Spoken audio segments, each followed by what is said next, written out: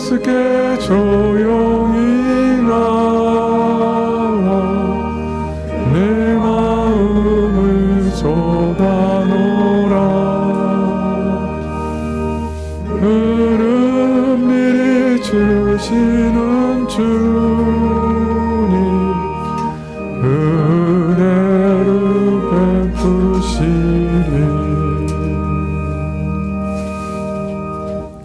기도하시겠습니다. 아버지 하나님, 이 추운 겨울날 주님 앞에 나와서 예배드리며 하나님 알아가며 하나님께 감사드릴 수 있도록 허락해 주시고 인도해 주셔서 감사합니다. 그러나 이 추위로 인해서 고생하는 자들이 많사오니 저희 교우들 건강을 지켜주시기를 원하고 또 온 땅에 추위 가운데 고생하는 많은 자들을 불쌍히 여겨주시기를 간절히 기도드립니다. 저희는 도울 수 없을 때라도 주께서는 도우시오니 주님께서 가난한 자들과 고통받는 자들을 도와주시기를 구합니다.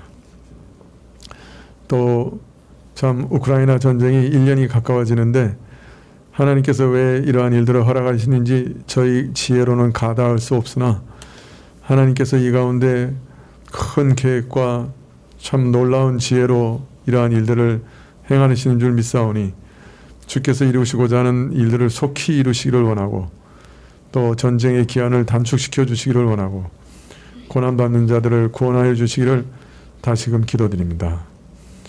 하나님께서 계획하신 것들을 우리는 알 수 없사오나 하나님께서 다 이루시기를 원하고 또 그 가운데 합력하여 선을 이루어 주시옵소서. 이 땅에도 여러 가지 불의한 일들과 고통받는 일들 참 많습니다. 하나님께서 또한 그러나 이 가운데서도 주의 지혜와 또 주의 모든 계획이 있는 줄 믿사오니 저희는 다만 엎드려 경배하고 주의 계획을 이루어 가시는 것을 믿음으로 바라볼 뿐이옵니다. 하나님, 그러나 저희의 불쌍히 여겨주셔서 이 땅에 교회가 참으로 항상 견실하게 서가게 해주시고 이 땅에도 주의 은혜로 인해 공의가 이루어지고 정의가 세워질 수 있게 해주시고 가난한 자들이 도움을 얻을 수 있도록 허락해 주시기를 다시금 기도드립니다. 아버지 하나님, 저희 교우들 가운데도 어려움 당하고 하나님께 부르짖는 자들 많이 있사오니 하나님께서 돌보아 주시고 저들의 기도를 들어주시고 참으로 깊은 웅덩이와 구렁텅이와 같은 곳에서 건져주셔서 하나님을 다시금 찬양할 수 있도록 허락하여 주십시오. 오늘도 오후 시간에 말씀 주시기를 구하옵고 예수님의 이름으로 기도합나이다. 아멘. 욥기 7장 1절부터 21절인데요. 1절부터 6절까지만 먼저 봉독하겠습니다. 구약 767쪽인데요.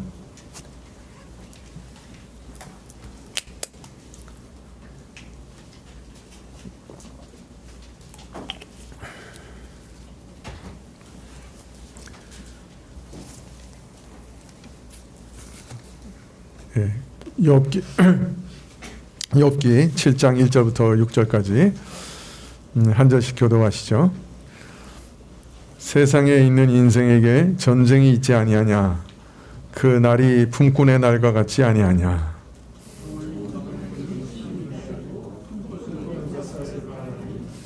이와 같이 내가 여러 달째 곤고를 받으니 수고로운 밤이 내게 작정되었구나.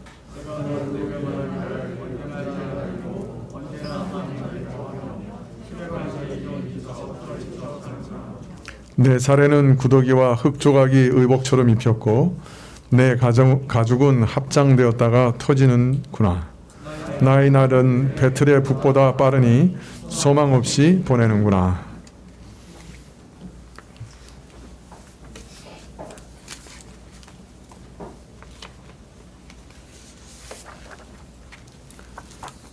욥기를 이제 한번 쭉 읽어볼 게 저의 계획이었는데 이게 참 쉽지 않습니다.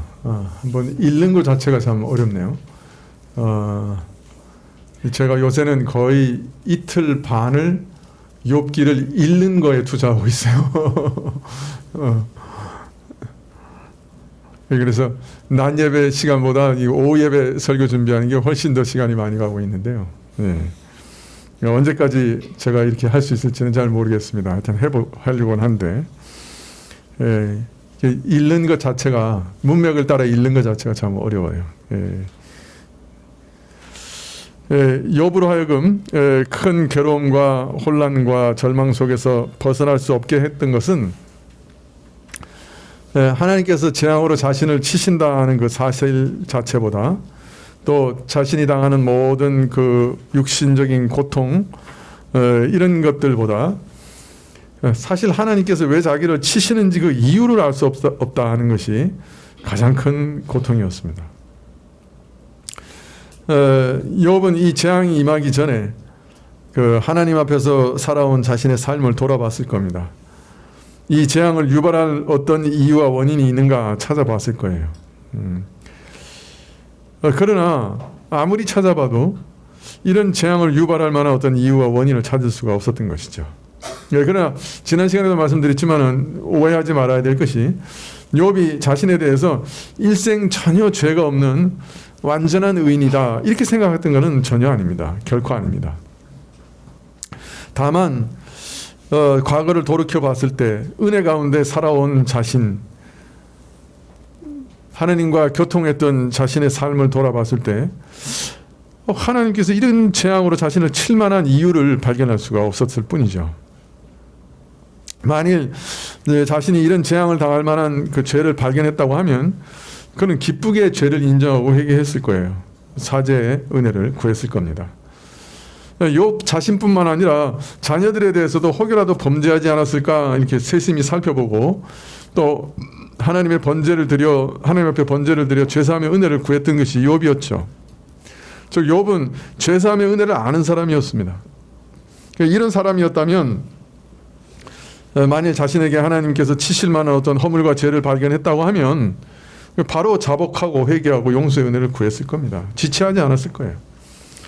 자, 그런데 하나님께서 나를 치시는데 이유를 알 수가 없다 하는 것이 욥으로 하여금 큰 혼란과 갈등과 절망에서 벗어날 수 없게 했던 겁니다. 벗어나려고 해도 벗어날 수가 없어요. 회개를 할 수가 없기 때문에. 원인이 발견되지 않으니까, 이유를 알 수 없으니까 벗어날 길이 없는 거죠. 혼란을 벗어날 실마리를 찾을 수 없는 것, 그것 때문에 절망하고 있었던 것입니다. 그런데 그에게 거듭 닥치는 재난을 보면, 연이어 닥치는 재난을 보면 이거 하나님 나를 치신다, 나를 대적하신다, 내가 심판을 받고 있다, 이거는 거의 분명한 거죠. 하나님부터 버림받아 끊어진 자라는 느낌은 확실한 거죠. 그 괴로움으로 인해서 욥은 차라리 하나님께서 자기 영혼을 거두시기를 원한다 이렇게 고백하는데 이르게 됩니다. 이제 이런 욥을 보고 친구 엘리바스는 오랜 신앙생활의 경험을 통해서 터득하고 깨우친 사실을 가지고 욥을 위로하고 교훈하려고 또 도우려고 했습니다. 그러나 엘리바스의 권면은 욥이 당하는 영적 아픔과 목마름과 답답함 그런 것은 전혀 해결해 주지 못하고 그 영혼의 위로도 주지 못하고 시원케 하지도 못했던 것이죠. 욥은 자신의 고통을 고백하면서 전능자의 화살이 그 살에 박혔으며 그 영혼이 그 독을 마셨다고 얘기합니다. 하나님께서 그를 치시는 이 재앙이 그 영혼을 멍들게 하고 견딜 수 없는 모진 고통 속에 빠뜨렸던 것이죠. 내가 믿고 의지하며 내 영혼을 그 손에 맡긴 하나님께서 나를 치신다고 하는 생각이 마치 무서운 독을 마시는 것 같고 자신의 영혼의 깊은 절망과 두려움으로 임하게 한다고 고백하고 있습니다. 그리고 비록 아직은 믿음을 붙들고 있으나 이제는 내 인내 한계에 도달했고 내 힘이 돌의 힘인가 내 살이 못세겠는가 이렇게 고백하면서 인내가 한계에 이르렀다고 고백하고 있습니다. 그리고 이어서 친구들을 책망하되 너희가 나의 사정을 올바로 이해하고 합당한 교훈으로 나를 깨우쳐 내 마음의 괴로움과 답답함을 시원하게 하리라 기대했지만은 너희는 말라 비틀어져 버린 그래서 사람을 속이는 시냇가와 같고 전혀 나를 시원하게 하지 못한다고 책망합니다. 그리고 너희는 내가 하나님께 범죄하였으므로 이런 재앙을 당한다고 책망하는데 내 죄가 무엇인지 구체적으로 분명히 깨우쳐 달라고 호소하고 있습니다. 만약 그렇게 하면 내가 입을 닫고 잠잠할 것이다. 자, 그러나 너희가 내게 하는 권고는 옳지 않고 내 사정을 바로 알고 권면하는 정당한 권면도 아니요 오히려 불의하고 부당한 것들 뿐이다. 왜냐하면 이번 일에 있어서 나는 의롭기 때문이다. 이렇게 고백합니다. 욥은 이처럼 자신이 당하는 일이 결코 자신의 범죄 때문에 일어나지 않았다고 하는 것 정도는 확신하고 있었던 것이죠. 만일 그에게 악이 있다고 하면 분명히 분별하고 그것을 회개했을 겁니다. 그래서 내가 그것을 어찌 분별하지 못하겠느냐 하고 힘주어 말하고 있는 것이죠. 자, 오늘 본문 말씀은 이런 혼란과 고통 가운데서 하나님께 그의 괴로움을 호소하는, 하나님께 긍휼을 간구하는 내용을 기록하고 있습니다. 예. 지금까지는 엘리바스에 대해서 또 그 세 친구에 대해서 얘기했다면 이제는 그 시선을 돌려서 하나님께 직접 이제 고백하고 있는 것이죠.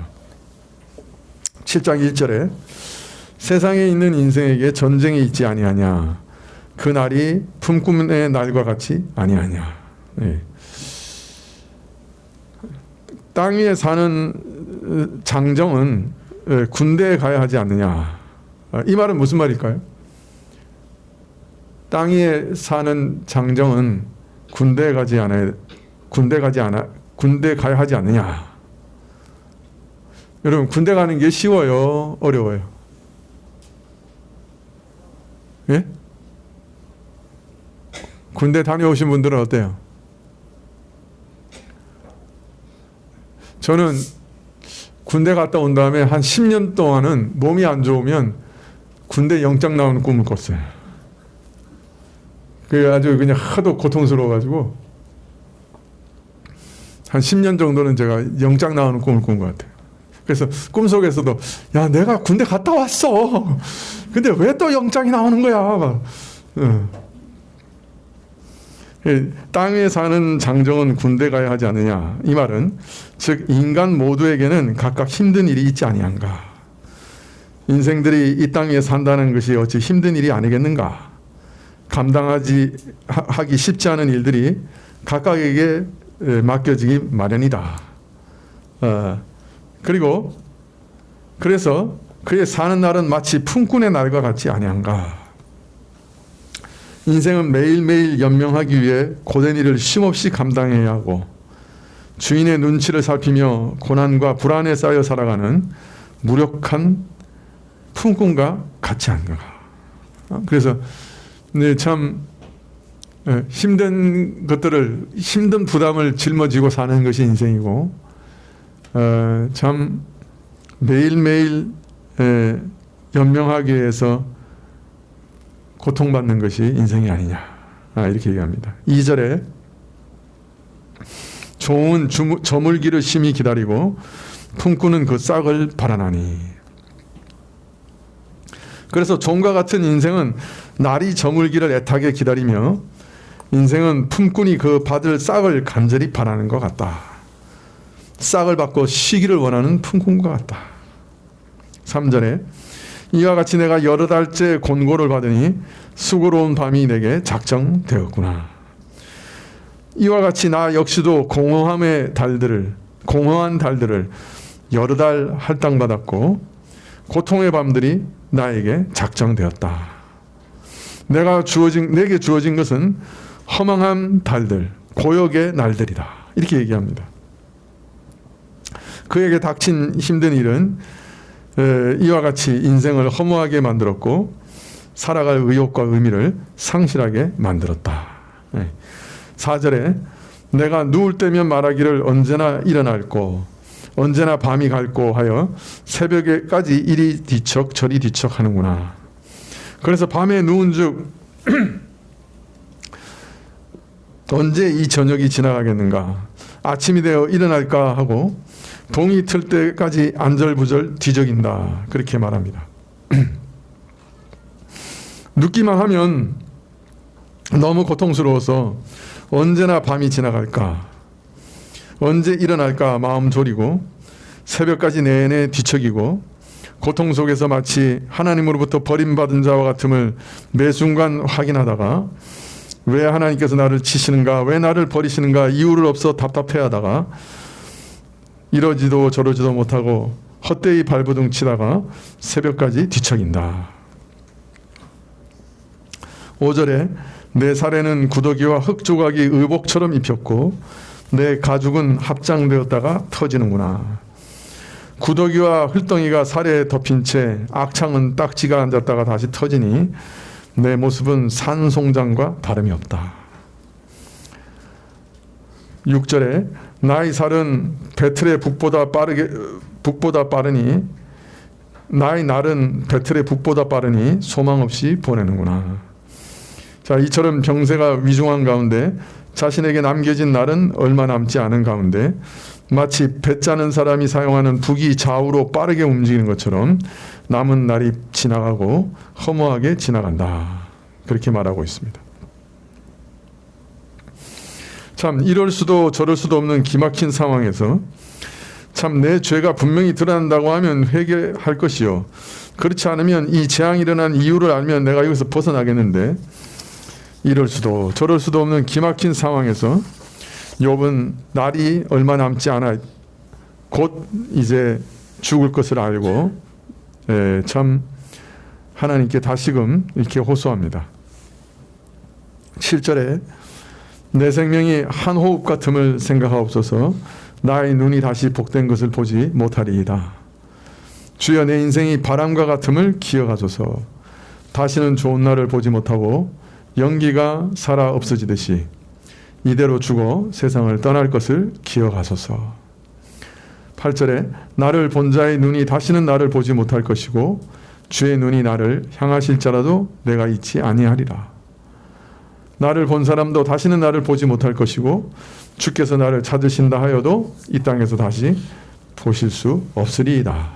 9절에 구름이 사라져 없어진 같이 음부로 내려가는 자는 다시 올라오지 못할 것이니 이처럼 허무하게 무의미하게 그의 날이 고통 가운데 구름같이 사라지고 이제 음부로 무덤으로 내려간 자는 다시 올라오지 못할 것이요. 10절에 그는 다시 자기 집으로 돌아가지 못하겠고 자기 처소도 다시 그를 알지 못하리이다. 그는 다시 자기 집으로 돌아갈 수 없고 그가 살던 곳에서도 이제 그를 몰라볼 것입니다. 자, 그러니 그 전에 내가 죽어 없어지기 전에 저를 기억해 주시고 불쌍히 여겨 주십시오. 욥은 다음 순간에 하나님께 더욱 적극적으로 자신의 사정을 호소합니다. 11절에 그런즉 내가 내 입을 금하지 아니하고 내 마음의 아픔을 인하여 말하며 내 영혼의 괴로움을 인하여 원망하리이다. 내가 내 입을 금하지 아니하리이다. 내 영혼이 괴로움대로 말하리이다. 내 영혼이 쓰라린 고통대로 슬프게 하소연하리이다. 12절에 내가 바다니까 용이니까 주께서 어찌하여 나를 지키시나이까. 제가 그 바다 괴물입니까? 바다에 사는 괴물입니까? 어찌하여 이 작은 보잘것없는 존재를 지켜 꼼짝할 수도 없게 하시는 것입니까? 13절에 혹시 내가 말하기를 내 자리가 나를 위로하고 내 침상이 내 수심을 풀리라 할 때 내가 침상에 들면 좀 위로를 받을까? 잠자리에 들어 잠자면 그동안에라도 좀 금심을 덜 수 있을까 생각하고 침상에 들면 14절에 주께서 꿈으로 나를 놀래시고 이상으로 나를 두렵게 하시나이다. 꿈으로 나를 두렵게 하시고 이상으로 떨게 하시나이다. 잠이 들면 꿈에서라도 두려움으로 나를 치시니. 15절에 이러므로 내 마음에 숨이 막히기를 원하오니 뼈보다 죽는 것이 나으니이다. 차라리 내가 질식하였으면 뼈를 깎는 이런 고통을 당하느니 죽는 것이 낫겠습니다. 16절에 내가 생명을 싫어하고 항상 살기를 원치 아니하오니 나를 놓으소서. 내 날은 헛것이니이다. 나는 사는 것이 이제 지겹습니다. 영원히 살 것도 아닌데 이제는 나를 놓아주십시오. 내 생명을 거두어 주십시오. 내 사는 날이 허무하나이다. 아무 의미가 없습니다. 남은 날이 얼마 남지 않은 상황에서 나를 돌아보십시오. 아니면 이 지독한 고통에서 풀어 죽음을 통해 안식을 얻게 해주십시오. 네, 비록 이유를 깨닫지 못하는 이 재난과 괴로움에서 속히 벗어나게 해주십시오. 아무리 생각해도 그 이유를, 내가 당하는 고난의 의미를 발견할 수 없으니 차라리 내 생명을 거두어 주셔서 이 두려움과 고통에서 벗어나게 해주시기를 욥은 지금 호소하고 있는 것이죠. 사실 욥에게 있어서는 하나님이 전부였죠. 근데 하나님께서 자신을 대적하고 치신다고 하니 이제 어디서 뭐 이렇게 삶의 의미를 발견하기도 어렵고 참 자기 인생 전체가 허무해진 거예요. 그래서 더 이상 뭐 사는 게 무슨 의미가 있느냐.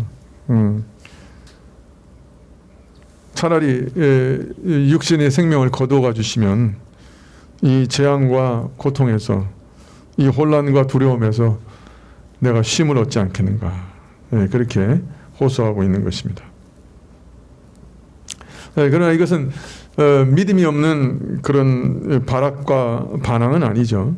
우리가 지난 시간에 살펴본 대로 이 모진 안팎의 고통 속에서 내가 하나님의 말씀을 외면하거나 부인하지 아니하였다 하는 위로와 소망을 욥은 가지고 있었던 거죠. 즉 여전히 하나님 앞에서 믿음을 잃지 않고 붙들고 있었던 것이에요. 그러면서 그의 고통을 하나님께 호소하고 긍휼을 간구하는 방식으로 차라리 하나님 그렇다면 내게 죽음을 주십시오라고 고백하고 있는 것이죠. 17절에 사람이 무엇이간데 주께서 크게 여기사 그에게 마음을 두시고, 인간이 무엇이기에 그를 대단한 존재로 생각하셔서 유념하십니까? 살피십니까? 18절에 아침마다 권징하시며 분초마다 시험하시나이까? 아침마다 나를 찾아오시고 분초마다 시험하고 단련하십니까? 19절에 주께서 내게서 눈을 돌이키지 아니하시며 나의 침 삼킬 동안도 나를 놓지 아니하시기를 어느 때까지 하시리이까? 어찌하여 나에게 눈을 떼지 아니하십니까? 침 삼킬 동안만이라도 나를 좀 내버려 두실 수는 없습니까? 20절에 사람을 감찰하시는 자여 내가 범죄하였던들 주께 무슨 해가 되오리까? 어찌하여 나로 관역을 삼으셔서 스스로 무거운 짐이 되게 하셨나이까? 사람을 감찰하시는 주여 내가 범죄하였은들 주께 무슨 해가 되겠습니까? 어찌하여 나를 관역으로 삼아 쏘시며 그리하여 이 연약한 자로 하여금 스스로 지탱할 수도 없게 하십니까? 이 연약한 자로 도저히 감당할 수 없어 무너지게 하십니까? 21절에 주께서 어찌하여 내 허물을 사하여 주지 아니하시며 내 죄악을 제하여 버리지 아니하시나이까? 내가 이제 흙에 누우리니 주께서 나를 부지런히 찾으실지라도 내가 잊지 아니하리이다. 어찌하여 내 허물을 사하여 주지 아니하시며 내 죄악을 제하여 버리지 아니하시나이까? 참으로 하나님께서 다시 나의 죄에 대하여 책임을 물으시는 것입니까? 주께서 용서하심을 인하여 그처럼 기뻐하였던 죄들을, 내 소시에 지었던 죄들을, 내가 주의 용서하심의 은혜 가운데 이미 까맣게 잊어버렸던 그 죄들을 다시 찾아내시고 책임을 물으시는 겁니까? 내가 깨닫지도 못한 죄들을 들추어내사 진노하시는 것입니까? 주여 비록 그러하신다 할지라도 나를 긍휼히 여기사 나를 도우소서. 이제는 더 이상 견딜 수 없나이다. 믿음을 지탱할 수도 없나이다. 내가 이제 흙에 누우르니 이런 혼란과 고통 속에서 죽어 묻히리니 주께서 애써 다시 찾으실지라도 이미 없어져 버려서 다시 찾을 수 없는 불쌍한 자가 아닌지요. 나를 긍휼히 여겨 주소서. 사람이 여러 가지 기막힌 일을 당하고 절망 가운데서 부르짖는 일들이 많습니다마는 이와 같이 처절한 괴로움과 혼란과 답답한 심사를 어디서 찾아볼 수 있겠는가. 예. 욥은 그의 하나님의 사랑을 잃어버렸다 생각했습니다. 그가 생명처럼 사랑하고 의지했던 그 하나님의 사랑을 더 이상 확인할 수 없었기 때문에, 그 하나님께서 나를 치신다는 생각을 떨쳐버릴 수 없었기 때문에 이런 깊은 절망에 빠진 것이죠. 더욱이 왜 내가 하나님의 은혜와 사랑에서 끊어져야 했는지 그 이유를 알 수 없는 답답함 때문에 괴로워하고 있는 것이죠.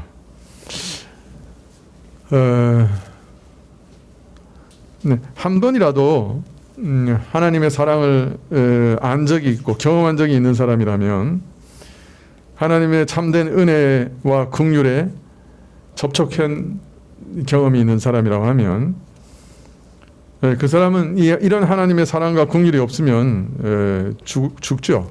그 영혼이 죽습니다. 영혼이 답답해서 터져 죽죠.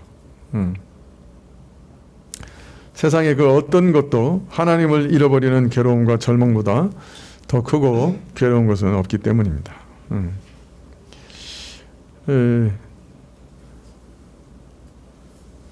하나님이 살아계신 것을 경험하고 하나님을 의식하게 되고 하나님께서 자기를 사랑하신다는 것을 깨닫게 되고 그 하나님과 교통하게 되고 하나님의 음성을 듣고 하나님께서 말씀 속에서 자신에게 친히 말씀하시는 것을 듣고 자신의 기도가 하나님께 상달되고 하나님께서 자신의 기도를 들으신다는 것을 발견한 사람이 어느 날 하나님과의 관계가 다 끊어지고 하나님과의 교통이 끊어지고 자신이 하나님으로부터 사랑받는다고 하는 확신이 무너지고 기도 응답이 끊어지고 버림받은 것처럼 느껴질 때, 그런 사람이 느끼는 고통은 상상할 수 없죠. 너무나 고통스러워서 욥처럼 부르짖게 될 것입니다. 그런데 우리가 욥기에서 계속 하나 배우는 것은 우리 신자들에게 그런 때가 있다는 거죠. 그것이 우리 죄 때문이든지 아니면 우리 죄와 관계없는 다른 이유 때문이라도 그런 때가 우리 신자들에게 있을 수 있다고 말하는 것입니다. 그럴 때 당하는 그 인생의 고통을 욥은 오늘 아주 참 자기 마음 깊은 곳에서 울려나오는 부르짖음으로 지금 호소하고 있는 것입니다. 그런데 오늘 우리가 한 가지 더 주목해야 될 것은 이런 엘리바스에 대한 욥의 대답이 이제는 방향을 틀어 하나님을 향한 호소와 기도로 바뀌었다는 데 있습니다. 욥은 이제 이후에도 보면 세 친구가 이렇게 차례대로 이렇게 책망하고 고면하면 차례대로 자기 얘기를 이렇게 변호를 합니다. 그런데 그 변호로 그치지 않고 다시 꼭 하나님을 향한 호소를 거기 덧붙이고 있습니다. 즉 욥은 사람들로부터 주께로 달아났던 거죠. 지금 자신의 기도를 전혀 듣지 않으시고 정말 외면하시고 자신을 심판하시는 것 같고 자신은 정말 하나님 앞에 저주받은 것 같은 그런 상황인데도 욥은 여전히 갈 데가 하나님밖에 없는 거예요. 여러분, 이게 어떤 면에서 신자의 공통적인 특징이 아닐까 싶어요. 그리고 어떤 면에서 하나님께서 이렇게 건조기, 이런 광야 같은 때를 허용하시는 이유 중에 하나이기도 한 것 같아요. 신자는 그런 상황에서도 하나님을 떠나지 못하는 거예요. 하나님이 자신을 버리신 것 같은 그런 상황에서도 이상하게 신자는 하나님을 버리지 못하는 거예요. 오히려 그래서 더 하나님께 달라붙는 거죠. 여러분 어떻습니까? 아이를 키워보면 아시겠지만은 아이를 초달할 때 있죠. 그죠? 매를 때리기도 하고 아이를 야단치기도 하죠. 그런데 만일 그 아이가 내가 낳은 친자식이 아니면 내가 야단치고 매를 때리면 그 아이는 아마 벌써 도망갔을 거예요. 이웃집 애한테 그렇게 한 번만 때리고 그 초달을 하면 그 아이는 아마 10m 전방에서 나를 보면 막 도망 다닐 거예요. 그죠? 근데 이상한 거는요. 내가 낳은 자식, 그리고 그 아이가 나를 아버지로 엄마로 아는 그 아이는 내가 그 아이를 초달하면 어떻게 합니까? 얼굴을 가리고 도망가는 게 아니고 내 품 안으로 뛰어듭니다. 그죠? 오히려 내 품 안으로 뛰어들어요. 그게 내 자식이냐 내 자식이 아니냐는 오히려 거기서 드러나는 거죠. 그죠? 내 자식이 아니면 이웃집 애면 내가 뭐 야단치고 이게 때리고 그러면 뭐 하여튼 내 얼굴만 보면 도망갈 거예요. 그런데 내 자식은 내가 아무리 초달해도 내 품 안으로 뛰어듭니다. 똑같아요. 하나님의 자녀는 어떤 일이 일어나느냐. 하나님이 마치 나를 버리시는 것 같고 내 기도를 응답지 않으시는 것 같고 나하고 관계를 단절하시는 것 같고 내게 진노하시는 것 같을 때 어떻게 하는 거예요? 에이 뭐 하나님이 나를 버렸으니까 나도 하나님 버리지. 이렇게 되는 게 아니라 정반대로 오히려 그때 더 하나님의 품에 뛰어듭니다. 더 하나님께 매달립니다. 더 하나님을 붙잡습니다. 이게 어떤 면에서는 우리 신자됨의 가장 중요한 증거가 아닐까 그렇게 생각이 들어요. 여러분은 어떤 믿음을 갖고 계세요? 하나님께서 내 기도 뭐 아무리 기도해도 소용없더라. 뭐 내 기도 듣지 않으신 것 같더라. 이런 느낌을 우리 신자들이 자주 받지 않습니까? 근데 그래서 그때부터 기도하지 않습니까? 그렇지 않죠. 그렇게 원망도 하고 그렇게 답답해 하면서도 어떻습니까? 또 다시 기도하는 거예요. 또 하나님께 나가는 거예요. 왜? 하나님 외에는 구할 데가 없으니까요. 하나님이 아니시면 어디서 내 답답함을 앓을 데가 있겠어요. 하나님이 아니시면 또 누가 이 답답함을 해결해 주실 수가 있겠어요. 그래서 마치 하나님께서 내 모든 것을 거절하시는 것 같은 그때라도 신자는 하나님께 더 매달리는 거예요. 욥이 바로 그래요. 하나님께서 자기를 버리신 것 같은 그때 하나님을 더 붙들어요. 하나님을 향해 두 손을 들어요. 우리도 욥과 같이 모든 의문과 회의와 원통함을 가지고 답답할 때도 주님께 나가야 됩니다. 필요하다면 사람들로부터 달아나서 주님께 홀로 나가야 됩니다. 주님, 당신의 길을 제가 지금 이해할 수 없습니다. 그러나 나는 나 자신을 주님께 다시 맡깁니다. 주님 아니시면 제가 어디 갈 데가 있겠습니까? 이렇게 주님께 나갈 수 있는 사람은 이런 고통스럽고 혼란스러운 인생 가운데 가장 중요한 힘, 가장 중요한 믿음을 주로부터 선물로 받은 사람이라고 할 수 있겠죠. 내가 마치 하나님으로부터 지금 버림받은 것 같은 것 같아도, 그죠? 내가 초달을 받고 하나님의 진노하심 가운데 있는 것 같아도 다시 그 아버지의 품속으로 뛰어들 수 있다면 내가 그 아버지의 자녀라고 하는 가장 중요한 증거고, 내가 그러한 아버지께 내 모든 것을 맡기고 다시 기도하고 그분의 품속에 뛰어드는 믿음이 있다고 하면 바로 하나님께서 그러한 믿음을 우리에게 선물로 주사 여전히 하나님의 자녀로 우리를 붙들고 계시다고 하는 가장 중요한 증거죠. 그렇지 않습니까? 그래서 오히려 우리가 환난과 고난 가운데 있을 때 우리는 내가 하나님의 자녀라고 하는 가장 중요한 증거를, 중요한 믿음을 드러내게 되는 거예요. 그래서 우리가 알 수 있는 거죠. 사실 우리가 신앙생활을 해가면서 우리 삶 가운데 또 이 세계 가운데 일어나는 수많은 일들 가운데 우리가 그 뜻을 이해하는 것보다 그 의미와 뜻을 이해하지 못하는 일들이 훨씬 많습니다. 우리가 이해할 수 없는 일들은 사실 너무나 많죠. 또 이런 의문은 우리가 믿고 따르는 기독교 신앙에 대해서도 마찬가지입니다. 우리는 현재 욥이 알았던 하나님, 그리고 그가 알았던 하나님의 뜻과 경륜에 비교할 수 없을 정도로 풍부한 계시를 성경 가운데 받고 있고, 그래서 하나님이 누구신지, 그가 어떤 일을 하시는지 더 잘 알고 있습니다. 그러나 우리 역시 부분만을 알고 있으며 이 땅의 수많은 일들 가운데 두신 하나님의 목적들 대부분은 우리 안에 감추어져 있습니다.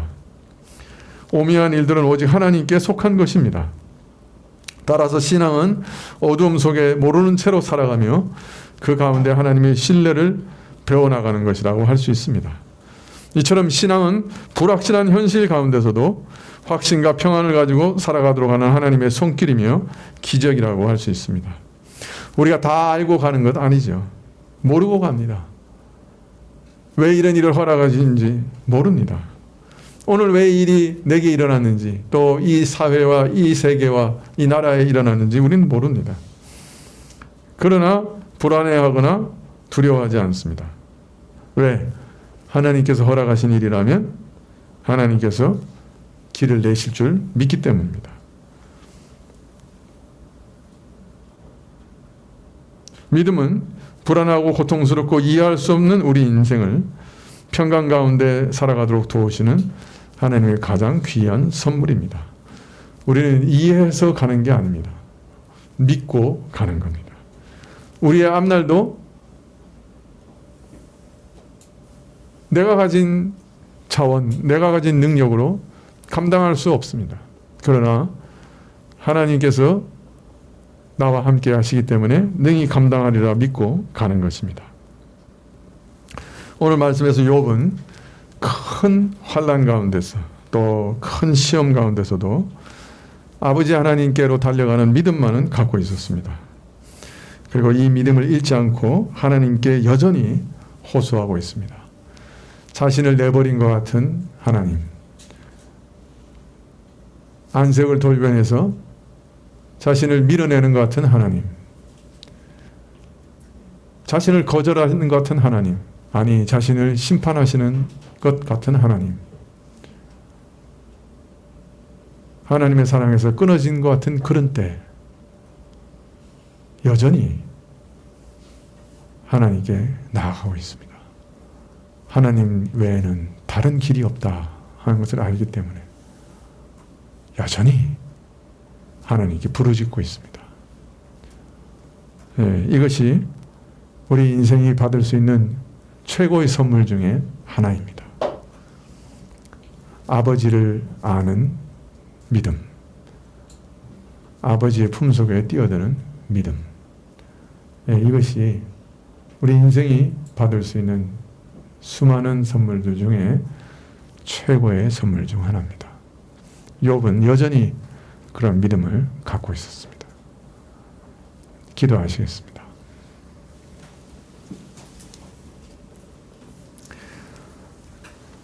아버지 하나님, 성령께서 우리 마음 가장 깊은 곳에서부터 하나님을 아바 아버지라, 아버지라고 부를 수 있게 해주시니 감사합니다.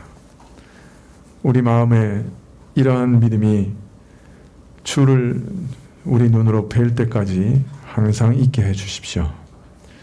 어떤 순간 어떤 상황이라도 혹 내가 하나님의 사랑에서 끊어졌다, 내가 지금 하나님의 심판을 받고 있다, 그런 생각이 들은 지경에 이를지라도 아빠 아버지, 내가 아빠 외에 어디로 가겠습니까? 아버지의 품 안으로 뛰어드는 그런 믿음과 그런 사람들이 다 되게 하여 주시옵소서. 예수님의 이름으로 기도합나이다. 아멘. 주님 가르치신 기도로 예배를 마치겠습니다. 하늘에 계신 우리 아버지시여, 이름이 거룩히 여김을 받으시오며 나라의 임하옵시며 뜻이 하늘에서 이룬 것 같이 땅에서도 이루어지이다. 오늘날 우리에게 일용할 양식을 주옵시고 우리가 우리에게 죄 지은 자를 사하여 준 것 같이 우리 죄를 사하여 주옵시고 우리를 시험에 들게 하지 마옵시고 다만 악에서 구하옵소서. 대개 나라와 권세와 영광이 아버지께 영원히 있사옵나이다. 아멘.